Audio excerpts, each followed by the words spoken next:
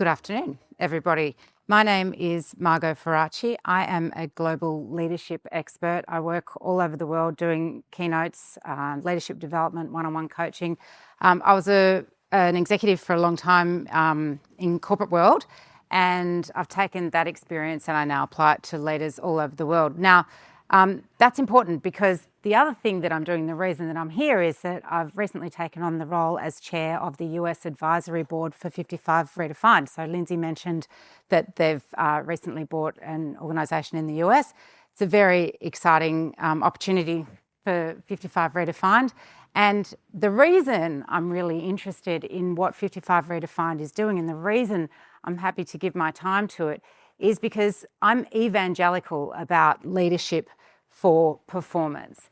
And I did a global study when I first started doing this work, and I wanted to see in that study whether I could prove with data what I'd learned in 25 years of leadership in the corporate world. And it would have been really interesting if I'd done the global study and it disproved. And that would have been a great TED talk. But what it did is prove what I thought, and that is the number one driver of performance is psychological safety, which means the number one drag on performance is fear. And how many times have we heard the word fear here? What these guys at 55 Redefined are doing is taking the fear out of how a leader will go and have a conversation with someone who's over 50, over 45, over 55, choose your number.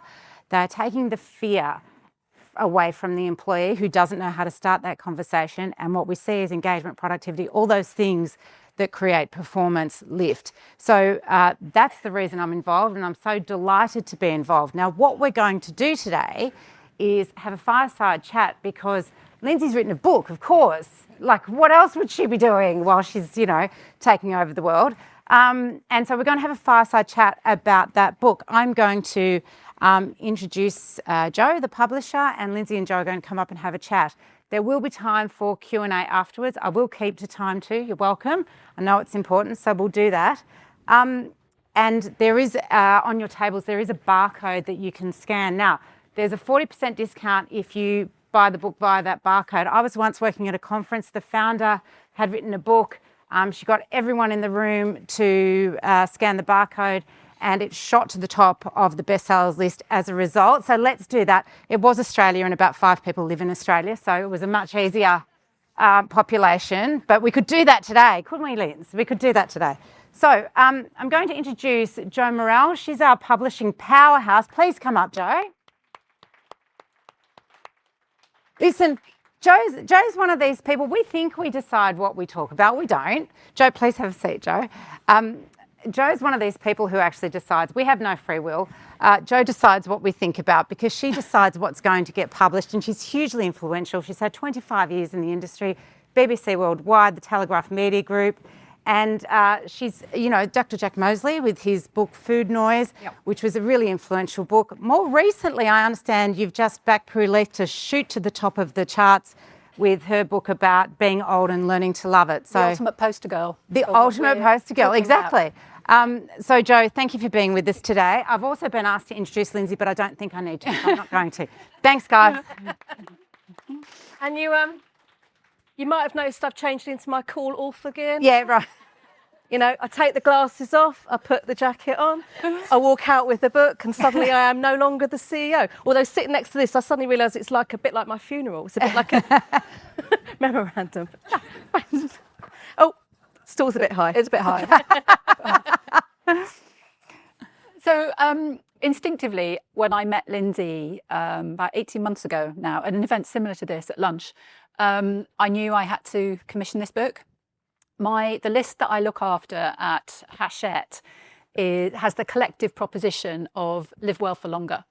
And I specifically put that in place because there are not enough books in the market written for 50-something, 50-plus audiences. And I came from the Daily Telegraph. I know that audience really well. And that was my mission. And all the books that I publish must be expert-led. We have one. Science or data-backed, absolutely, and highly practical. So there's a huge amount of takeaway value for the book. And Lyndsey planner extraordinaire is not going to let you get to the end of that book without a plan for the second half of your life and how you're going to supercharge it. So that's what the book is all about.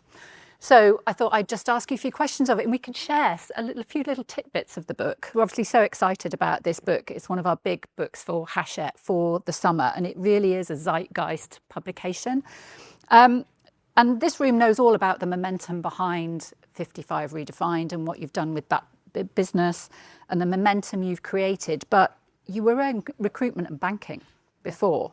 So what started this journey for you?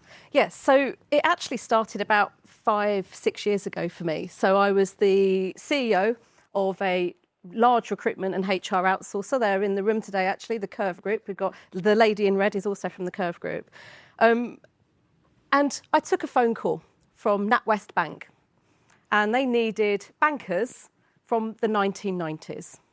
And they couldn't find any bankers from the 1990s because they were all very happily, in their opinion, retired.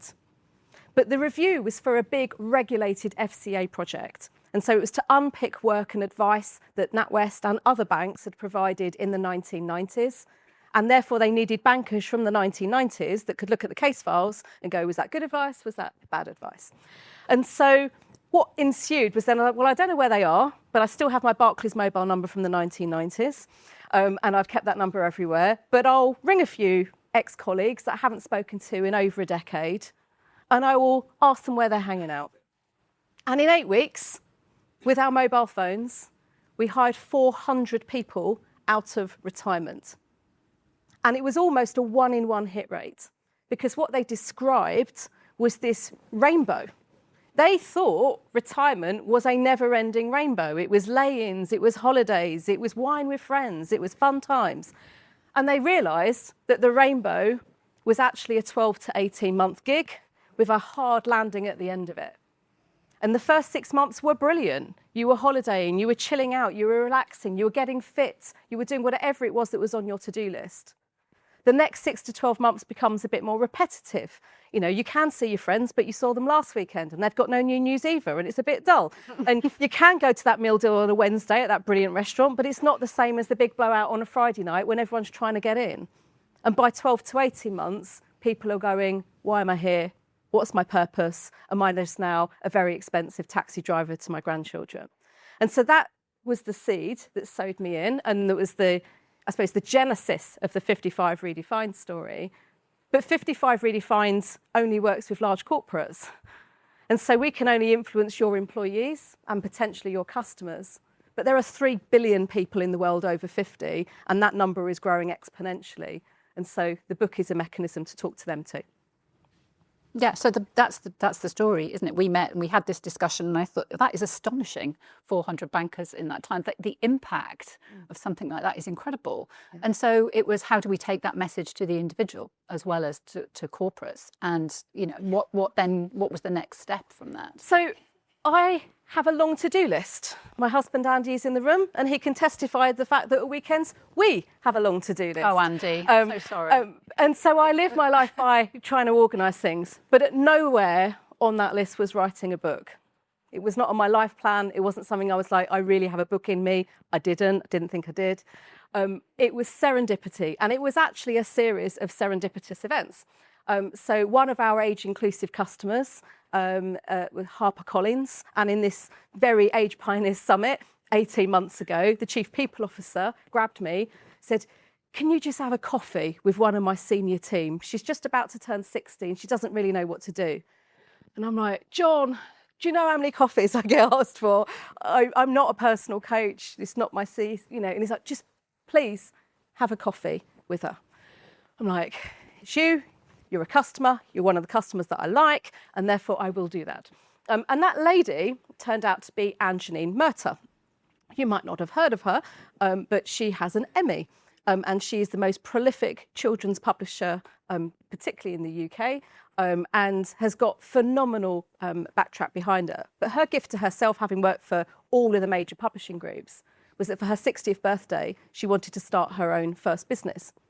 She wanted to bring together the best illustrators she's ever worked with, the best global rights teams, the best authors in every category, and start her own business. But she didn't know whether to hide her age, that was the big question for me, or lean into it.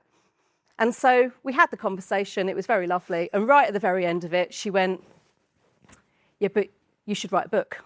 I'm like, no time, really busy. And she's like, no, I've listened to you on podcasts, I've listened to what you put out on social media. Now I've met you, I see that you write and talk as you speak, which is quite unusual. You should write a book. And so I ignored that comment. And then a few days later, was chatting over that comment with Andy over dinner. And he said, so let me just get this right. The person who's commissioned all of these famous people and knows what they're talking about has told you that you should write a book, and you're going to ignore that opportunity. And so I was like, okay, well, when you put it like that, I should probably ring her back. So I agreed that I would write a chapter and she would tell me if it was shit. I'm like, I've got, no qualifications to be writing the book. So I'm like, so I'll write a chapter, I'll write a structure, and then you tell me whether you think it's worth going for. And we did that. And she said, there's definitely something in it. Fast forward like 4 weeks, and I'm at another event, and I'm sat next to Jo Morrell, and her placard in front of her says, editor, The Daily Telegraph. And so I said, oh, great. She's like, actually, that's wrong. I'm just doing a midlife career pivot. I'm going from the world of newspapers to go into the very first world of book publishing. And I've started this list. And I then said, well, my agent will kill me, but I've written a book and have another glass of wine and let's have a chat about this. And then I would say the story is a long story, but it's still quite a long story. But that was then really the origins of the book. And then every time I have these kind of serendipitous events, something is happening as a result of them. Yeah, absolutely. That is absolutely how it happened. And there was wine. And there continues to be wine. Difficult moments. So the book, The Age Rebellion, is coming out in May, publishing here in the US, in Australia, in India. So it's truly global publication, as it should be, given the subject matter. Just in a nutshell, what does the book set out to do for the individual? So it is absolutely, so this is a one-to-many conversation. This is my normal home. The book is a one-to-one conversation. It's me sitting with you in your living room, in your bedroom, talking to you about what's going on in your head and what's going on in life. Those of you that know me, those of you that are just beginning to know me, I'm a very straight talker.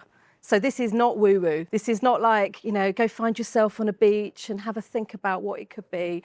This is like, you should know this and you should fucking well start now thinking about this, asking this question, do this, and really you will change your life if you take this advice.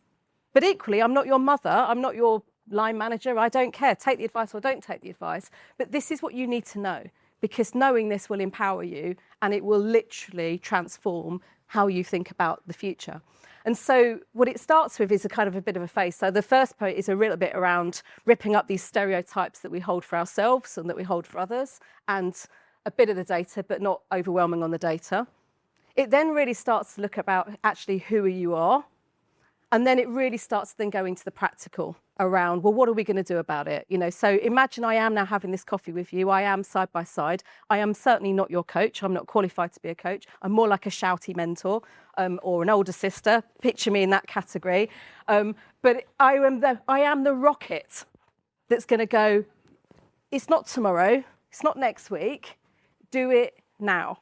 And then come back and let's talk about it and then let's work it through. So it's that kind of a book. And it is absolutely very much in my style, written equally for men and for women. So my social audience is 50-50, male and female, and I get as many midlife men write to me and talk to me as I get midlife women. So this isn't about our menopause journey, or how I am with HRT. This is about life and everything, work, careers, relationships, health, and what I wish I could get out of my head and into your heads quite quickly. And there's lots of tools in there, and it is quite shouty, especially the audio. It's quite sweary. Yeah, you'll see. And actually, it's quite funny because it comes out in hardback, and then I recorded the audiobook a couple of weeks ago. So in the hardback, every swear word has got a asterisks in. Everything's been censored out, and then on the audio, there was no one there to tell me, and I'm like, fuck your age. Oh, the editor saying to me, Jo, what do you think we should do about the audio? Oh, well, it is Lyndsey. It absolutely is. But like I say, you will not come out at the end of this book without a plan. There's a lot of talk in the book about your purpose, and as you said, I've kind of been around this circle myself, but there might be a few people sitting here, and we've discussed this as well. Is it's messy midlife, and you've got responsibilities. So much as the idea of going off and opening a yoga studio was an absolute dream to me, I've got a mortgage to pay. I've got 3 teenage boys. I spend a lot of money with EE as a consequence, but I love them because I can switch off my Wi-Fi in one go, which is adorable. But my boys, they eat all the time. That's expensive. I can't just go off and do that. So how do you there's lots of mess in the middle, and how do we get around that? Yeah, there really is actually, and it is. If I was to summarise the entire journey, it's inspirational. It's very positive. You will leave uplifted. But there's a big section in the middle, which is it's not all health and happiness. There's a big part of midlife which is really frigging messy. And I see it all the time. So relationships is one. So the peak divorce rate is mid-50s. And the fastest growing cohort of divorcees are in their 60s. So people have been planning this life forever. And then they get into retirement and the wife goes, well, I'm now come out of menopause now and I'm like happy do and I'm like looking good. And you, well, let's just say we're not quite matching each other right now, or I'll get, guys writing to me going, I don't know what to do. My other half's put me under so much pressure to retire because they want to travel and holiday, but I literally don't know what I'm going to do in my life if I don't have work in it. It's such a part of my purpose. So I talk about relationships. I talk about bad health. People are going to die. My best friend right now today starts chemotherapy. That's on my mind today, that she's the same age as me, 47, but she'll get through it and she'll come out the other side. And so we have to explore that. This isn't like some happy clappy journey that we're all going to live to 100, it's going to be plain sailing. But the message in the book is if I can give you the tools to navigate that, and actually, if we talked about this safe space, right? If you can have a safe space in your own head to navigate the what-if scenarios and think through what happened if I did lose my partner, what happened if, I did get an illness diagnosis, like what happens if I got made redundant 5 years before the big payout, what happens if, then actually my aim is that you become more resilient and it doesn't give you the big sideways knocks that I see thousands of times as I'm venturing around the world. So we debated this quite a lot, and all the things that really need to be considered in this phase before you embark on this journey, or while you're embarking on this journey. And so tell everyone where they start with this plan. Where do they start? Well, I've got my brother on the screen here. And he was one of the start journeys for me to bring in his journey to life, which is, my brother's 3 years older than me, dashingly short like me, never broke the 5'5" barrier, and for 32 years was a general store manager for Asda. And then 3 years ago, sat on my sofa at Christmas, slept on our sofa at Christmas, because Christmas in a supermarket is hard work. And he got to the point where he was like, actually, I don't think I like work anymore. And not only do I not like work anymore, it's actually making me quite ill. I feel stressed, I feel angsty, I don't feel I'm bringing my best to my 2 children, my nieces, Sophie and Jessica, and I don't know what to do.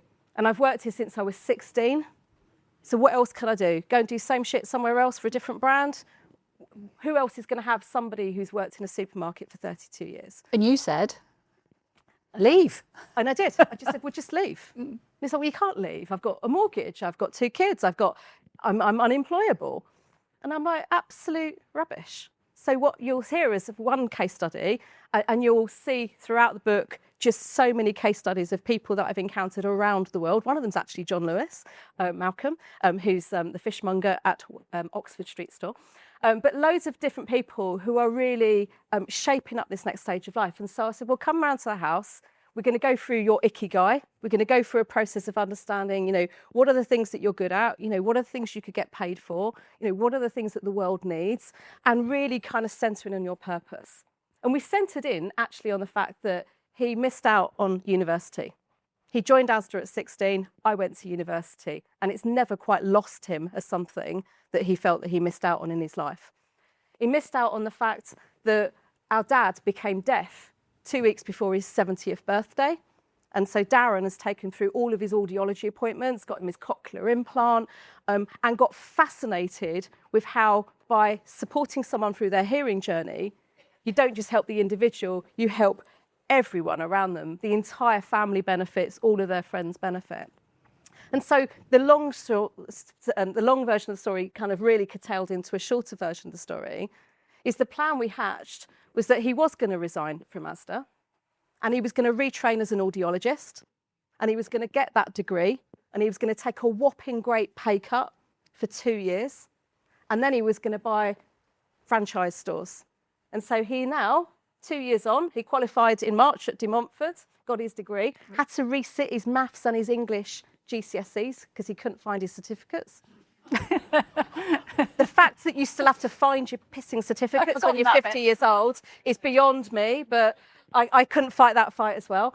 And so he now owns 3 Specsavers franchises. He is literally the happiest I've seen him in probably 2 decades. And his kids, our nieces, Sophie and Jess, have watched and sat alongside their dad doing homework every weekend for the last 2 years and know that literally they can just keep reinventing themselves every 10 years. So that's a little excerpt of one of the stories you'll hear in the book.